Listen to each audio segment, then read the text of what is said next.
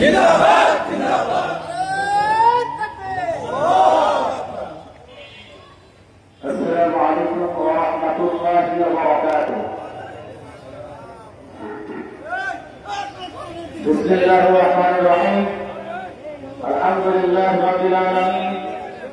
ওয়াসসালাতু ওয়াসসালামু আলা রাসূলিল কারীম ওয়া আলা আলিহি ওয়া সাহবিহি আজমাইন।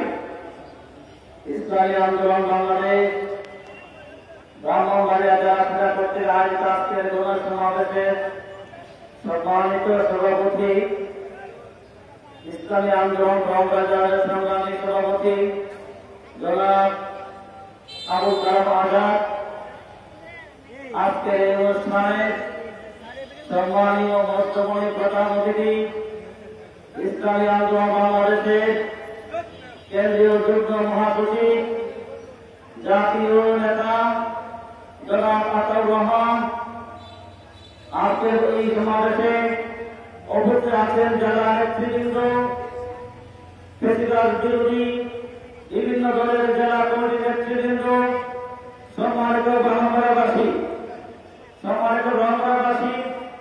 আমরা লক্ষ্য করছি ৩৬শে জুলাই একটি দুর্ভেদ্য আন্দোলনের মাধ্যমে ফ্যাসিস্ট হাসিনাকে আমরা